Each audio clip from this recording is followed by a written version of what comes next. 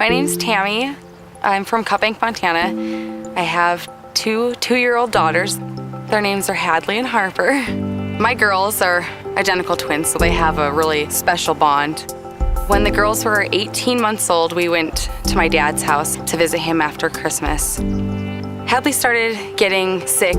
She woke up about midnight, just burning up with fever and having a really hard time breathing. So I decided to take her into the ER, and they checked her out, told me she had Influenza A, which at the time I didn't really know what that was. I thought it was just the flu and didn't realize how serious it was. And they said to keep her fever down and keep her hydrated, and they sent us home. Throughout the next 12 hours, she just gradually got worse and worse to the point that she stopped breathing on me twice. I called the ambulance and they met us halfway since we lived so far out. Got to the ER and then it took a turn for the worse and she stopped breathing, and they called Code Blue and brought the crash cart in. They explained to me in Miles City that they thought that it would be best to fly us to St. Vincent, and the flight team was amazing. They showed up and completely prepped her for flight and explained to me that every step of the way what they were doing and what was going on.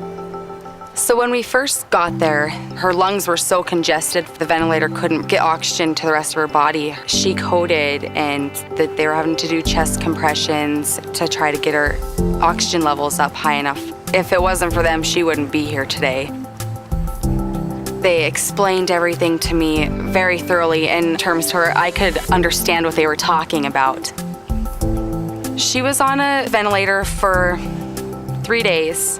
Then they slowly weaned her off and let the ventilator do less and less work and made her breathe more and more on her own. If she had gotten to St. Vincent half an hour after we did, I don't think she would have made it. After going through this, I realized that it makes you really enjoy and treasure every day that you have with your kids.